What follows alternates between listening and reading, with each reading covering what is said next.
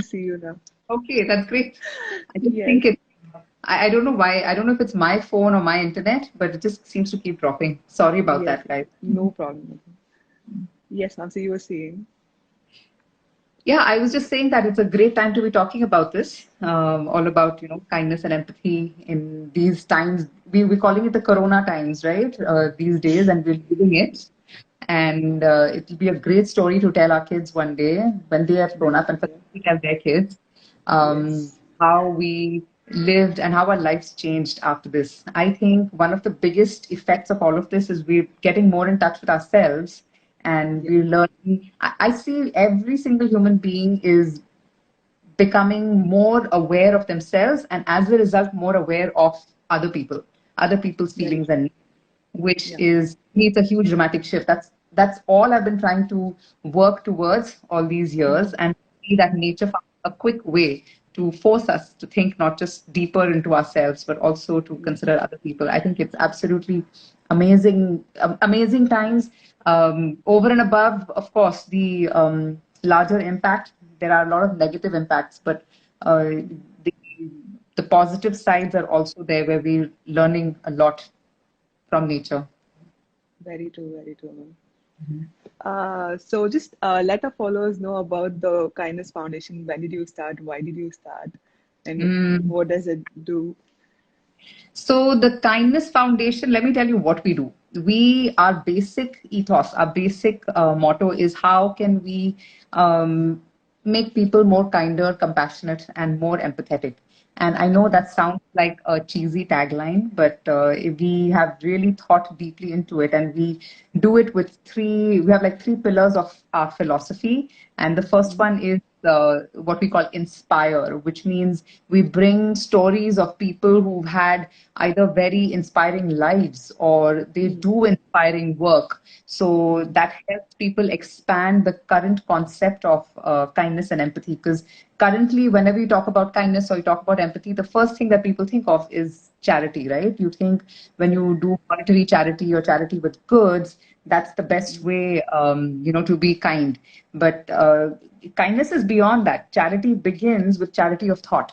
How much Mhm. of that are we allowing to our family members? Do we allow them, acceptance of being themselves? Because we're all ourselves at home, but do we give Yes. the kindness within our homes that we would like to expect from the others? So we try to expand people's notions of what kindness and empathy is.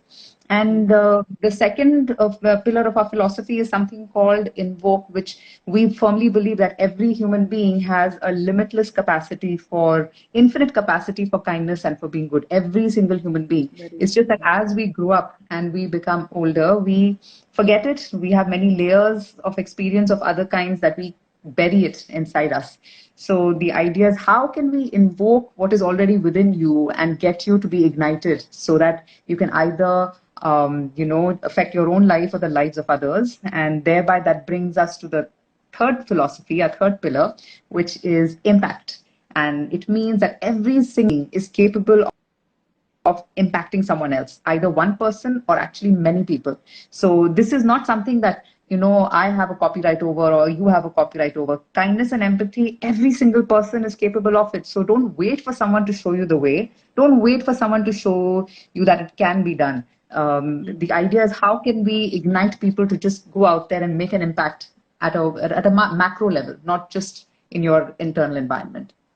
So That's true. this is the philosophy of the Kindness Foundation, and it's not something that had a large 5 year, 10 year, 20 year plan when it started. It literally has evolved over time. It started with wanting to do something that we grow up, we live our lives, we earn money, we have kids. Everything is about getting from the universe, right? We take a lot. Mhm. So sometimes life makes you go through experiences and you feel like it's time to see how we can give back. How can we start giving back in a meaningful way that actually can make a difference to other people? So it Mhm. started small steps like that, trying to work with one individual at a time, small groups at a time.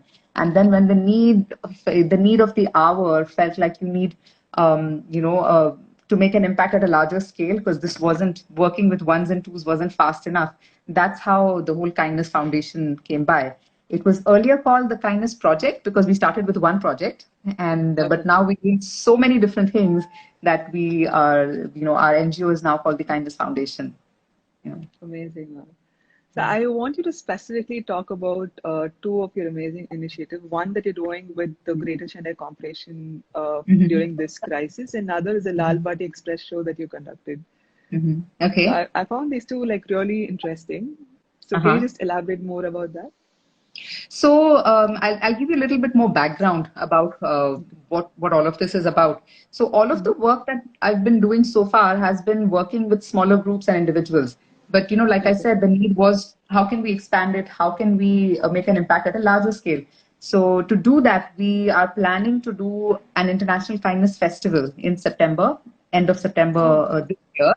And okay. the festival is going to really take this thing called kindness and flip it upside down and see what are the dark sides, what are the challenges, why do people know what's the right thing to do but still consciously choose the other way around. So the science behind it, the politics behind it, all of those things, to explore that. And in order to get the city and people warmed up on this concept of the kindness festival, we've been doing a whole bunch of pre-events. We were supposed to Mm-hmm. have one every month, but clearly since March, it's on hold. I'm not sure when the next one will be, hopefully in June. But the Lal Bati Express was one such event, a monthly event, a pre-event, where it stood on our pillars of two of the three pillars that we talked about, right? Of our philosophy. One, Philosophy. Lal Bati Express brought to the fore the stories of the children of sex workers of Mumbai, right? Okay. And the challenges they face, and in a very inspiring way, because it's not about, oh, feel sad for me, feel sorry for me, pity me. It was not like that at all. It was the Mm-hmm. story of how, despite their circumstances, they have risen above and they have gone above and beyond. And Mm-hmm. actually, their narrative is that they make great leaders of the next world, not Mm-hmm. despite their situation, but because of their situation. That actually helps them be more empathetic and kinder. So Mm-hmm. people were very moved to hear the story. It's a sector that people don't even think about. So leave Absolutely. alone, since they don't think about it, they don't know there's a story to be told. So Mm-hmm. we had it in Lady Andal Auditorium, and it was so many people came that the seats were almost sold out, and people were very moved. The show was for an hour and a half, and people didn't want to leave 2.5 hours later. We had to literally say, okay, now it's time to go. So I know that it made a very big impact on everyone, and that's one of the ideas, to bring, to introduce to people different types of societies out there, people out there, the diaspora, which needs our attention. There's Mm-hmm. so many people out there, and their whole narrative was that, what are you going to accept me? Someone asked that, do you feel accepted when people don't accept you, how you feel? And they said, what, we are more loved when we are with ourselves. We are so good when we are with each other. What are you guys going to accept us? We accept you. It's your failing that Oh, you come to terms with the variety, this diaspora has to offer. So we understand, we forgive you for, that's and we accept. amazing. So it was a very empowering play. And I know that the stories we heard from people who later on who had attended found it very empowering and were very happy to have attended the show. Amazing. So that was your second part of the question. You wanted to know about what work we're doing with the Greater Chennai Corporation. Yes. Yes. So this is some of us who have gotten together along with the Mm-hmm. Chennai Task Force, which is also doing a lot of the on-ground work. The Okay. Chennai Task Force and the Kindness Foundation, in collaboration with Arum Porul, which is another NGO. So we Okay. have come together, and what we're doing is we're trying to support the corporation with helping them with provisions that are needed for the several shelters that they've brought up in the city. So Okay. these shelters came up on the eve of the lockdown, where Mm-hmm. the several temporary shelters were set up in the city by the corporation to keep all the homeless folks in Mm-hmm. sheltered environment. We wanted to get them off the street. And like the people, the beggars, the homeless, the migrant workers. So they were put into all these shelters, and the number of shelters shelters is growing because, of course, there's a limitation on how many people can be in each shelter, right? So, since this whole pandemic is new, not just for our city or for our state, it's new for the country and for the world. Everybody is grappling with their own ways of doing it. And instead of trying to find fault with, oh, my government is not doing this or that government is doing better, I think we should all, as human beings, we have a responsibility. And we as a human community, we should get together and not look at who's failing their duty, but to see how can I step in? What is it that I can do? So if I know that even for the government, it's new. So they are still grappling with what is the best ways, the best practices. They are doing trial and error, and we are trying to support them. They need lots of provisions because, people are, filled up in the places. So we are supporting them with that. And we have put a limitation on cooked food because they don't want to have too many kitchens running in the city because that doesn't let you control the quality and the infection and everything. So they have a limitation on what cooked food can be given, but in terms of provisions and medical supplies and everything, they are open to help, and we are assisting them, connecting the dots between people who want to contribute. We have set up deals with wholesalers and of all the provisions and supplies and everything, which we are able to provide at very good rates. And, it's just amazing how people step up when the need arises. Our city is just fantastic that way. We just step up when the need is there. Yeah, that's really amazing, Mom. What you've been doing is so great. Yeah. So let's start with our topic, kindness and empathy. Okay. So one main question that I had related to this crisis is for people who just can't stay at home, who are just going around, taking things light. And we see videos of people beating up the police and, health workers when they go in for, checking. So I feel the two main things that it's lacking there is empathy and kindness. So what's your view on that? So I guess you're stemming from the perspective that, people are not being considerate to others when they do these things, when they step out, they're putting others at risk. And yes, absolutely. There is no denying that, when you step out and violate the lockdown, you are putting yourself and others at risk. That's a no-brainer. But I also find that, it sometimes helps to understand why is it they're doing it, sometimes if the person is, it depends on who it is and why they're doing it. If it's a person from a background who's just out there because they need food and they're just hunting around, they need to look around for food, then you have that need for them at that hour is greater than they can't think beyond that. It's like a tunnel effect. And then comes the category of people who are out there because they're going mad inside. They're unable to stay locked. They're used to being outdoors all the time, and they're unable to focus on staying inside. So again, that tunnel vision, their need of the hour is to not feel claustrophobic. So they're stepping out and they can't think beyond that.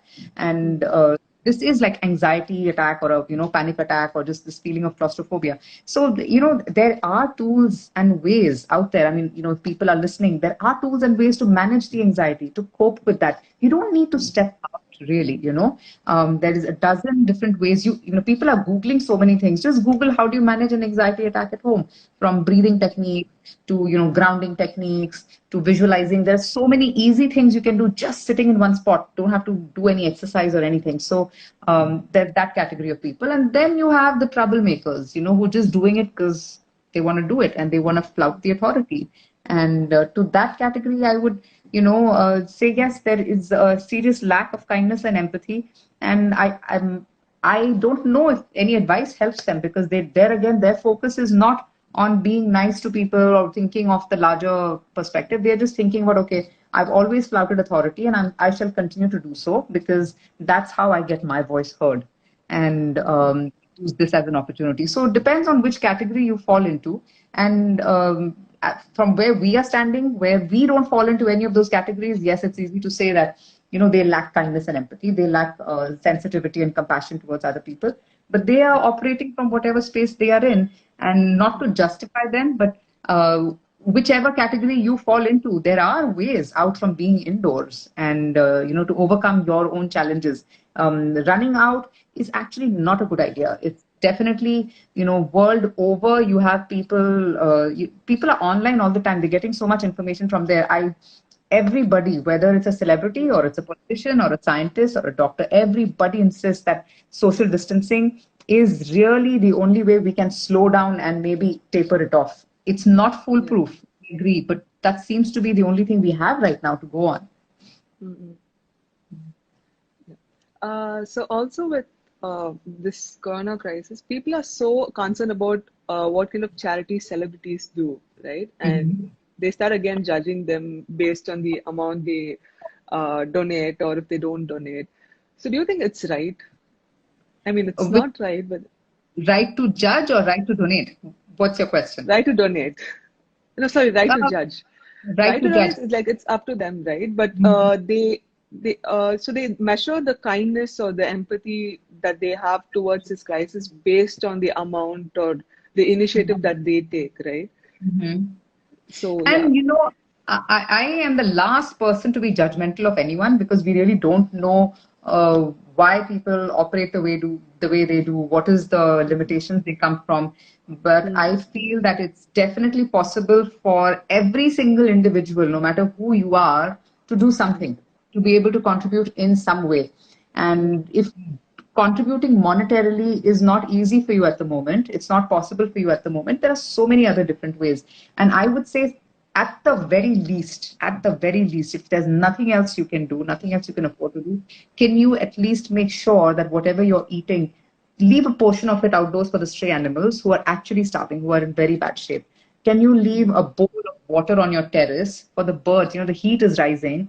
There is no water out there. There's no rains. There's no place for them to have the water. Can you leave a bowl of water and some seeds for the birds out there? At the very least, if there's nothing else you can do.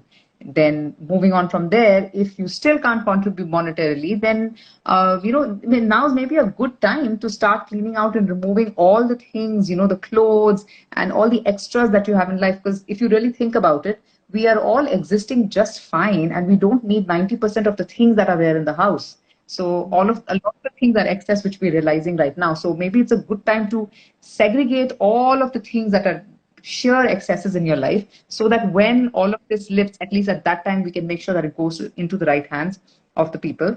So monetarily, I have another comment on that. I do get a lot of people thinking that, okay, the economy is going to have a downturn and we're not going to have enough money. So now is not the time that I want to do charity because I don't know when I'm going to run out of money. I need to hold on to it. So I just want to give you an example of my children's martial arts teacher. And I don't know if he's okay with me mentioning his name, but I can tell you this. He donated 500 rupees from his bank account and he said, I only have 4,000 rupees left. This is all I can do. So charity is really in your mind. If you want to be able to do it, you will do it. I'm not here to judge anyone on how you look at your money, but I look at people who are going way above and beyond what they can afford because they believe in the cause, and it makes you feel good. When you're able to impact someone's life, it makes you feel good. It takes your focus away from your own situation. Very true. So do you think like counting on things that we are grateful for will help us build empathy and kindness? Oh, definitely, definitely. One of the ways to develop that is to have self-awareness. And Mm. self-awareness is a byproduct of developing an attitude of gratitude. So when we start thinking more in terms of gratitude, we also start becoming more self-aware. And it's only when you are self-aware of your own self that you can start thinking that you can be in tune with someone else's thought process of their feelings and their needs. So gratitude is like really the starting point for any work, anything. Uh, so what are the ways that or tricks that we can do daily, like journaling or writing like three things that we are grateful for, something like that? So do you have any tips or techniques that we can practice gratitude every day in our lives? Sure, sure. It's actually very simple. And people say that think about the three things that you're grateful for in life. Yeah. I say that's too large because it's just a very wide scale of things to do. I would say just start with every night noting three things you're grateful for that happened that day. not people or in life, but on that day, three things that you're grateful for that happened. And it's mandatory to write three things. You can't stop with one. You have to force yourself to think of three things. Initially it feels a little hard. You're not able to do it, but I tell you, it gets easier as you go along. And within 2 or 3 entries, within 2 or 3 days, you find that it shifts you a lot. You get a lot more settled, and your perspective to life changes, because once you've started writing, now you have to live the whole of next day being more aware. Okay, what else am I grateful for? Because I'm going to have to write it tonight. So it's a very easy and simple thing to do. Doesn't require much effort. Nice to have a gratitude journal, because you can revisit after, say, 6 months and see what are the things that happened to me and what I was grateful for. It's a great journal to visit when you are feeling down and low, because then you're reminded of all of the good things in your life that you were grateful for. Very good.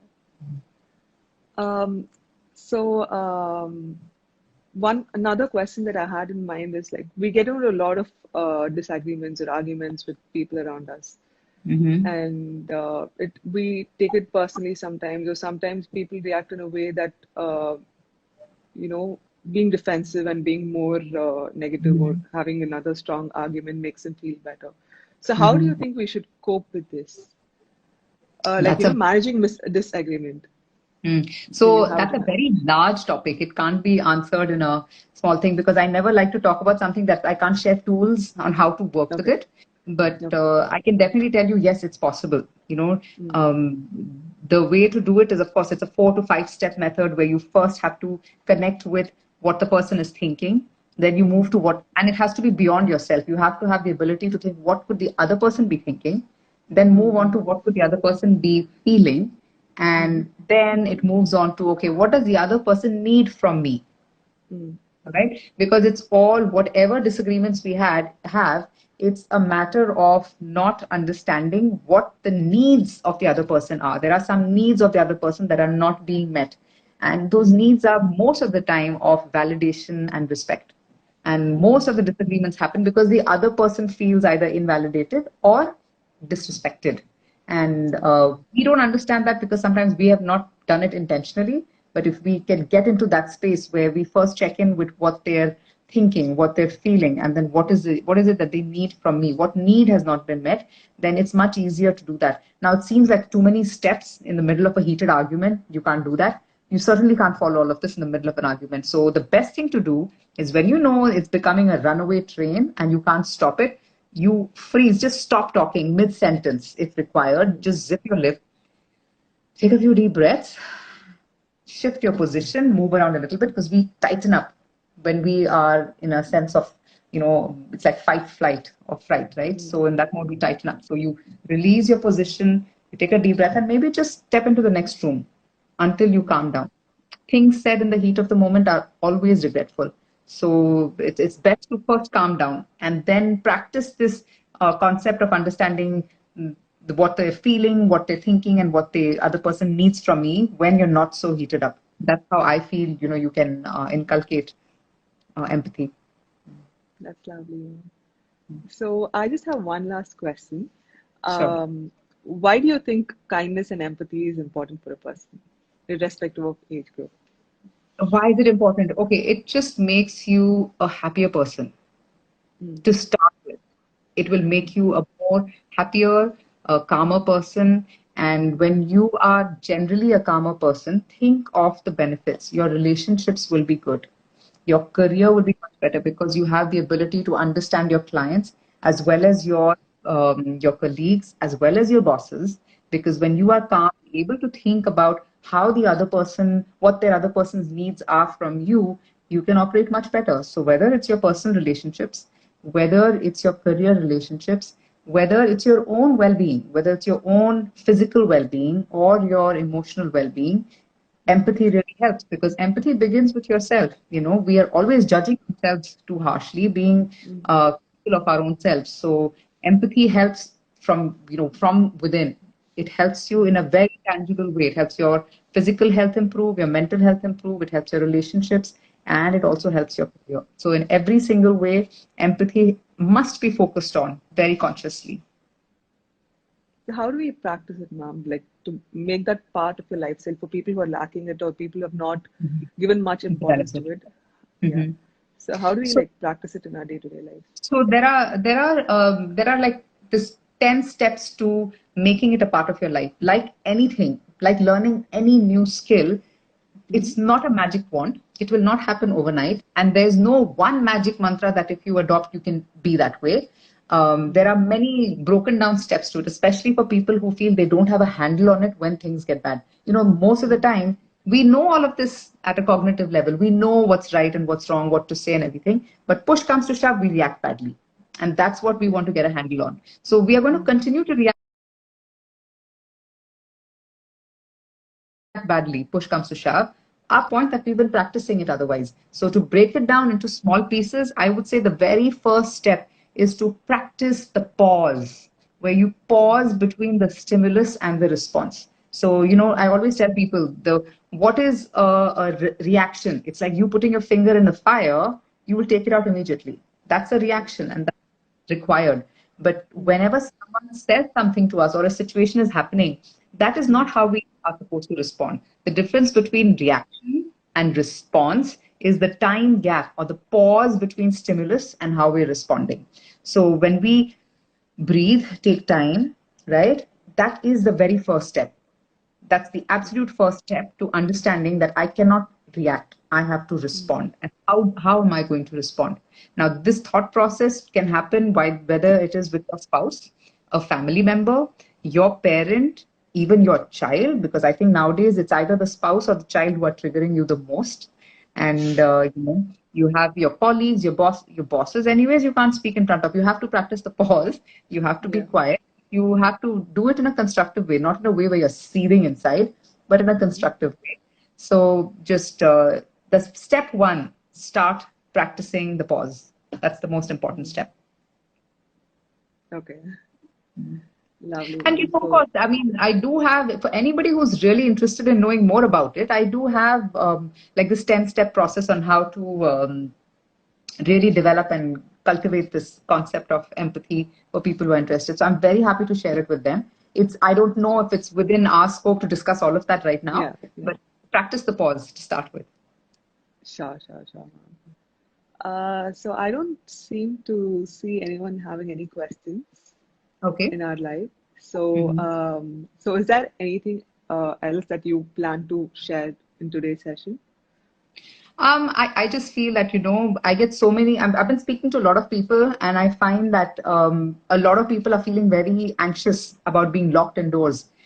Yeah. And I think in our current environment, I just want to say that if you have shelter, if Mm-hmm. you have food to eat, you have your family with you, and you are currently healthy, I think you've got it all. You are Yeah. completely in a good space. And the only way to stop feeling anxious and not feel claustrophobic is to start thinking about how you can help someone else. When you start Mm-hmm. thinking about how others, that's when your focus goes away from yourself. So I really encourage every single human being to do whatever it is in their own space, in their little way, to contribute towards helping someone else. That's amazing. So thank you so much for your time. Thank you so much for your words. It's been really It's absolutely inspiring, my pleasure. enlightening. It's my pleasure. So thank you so much, ma'am. So yeah, I think we are towards the end of the session. Okay, wonderful. Yeah. Yeah, Thank so there are a few people joining in now, but I'll record the whole session and put it up in our IGTV and YouTube channel. Cool, wonderful. Okay. So if people have any questions later on, they feel free Yeah, to message me on our the channel, so yeah, I I'll can. I'll put up I'm your happy to link as respond. well. So yeah, people Wonderful. will get in touch with you, or you can also like text me. Yeah, okay. Sure, Okay. sounds Thank you good. so much, ma'am. Have a great Okay. day. See Thank you. you. Bye Bye bye. bye.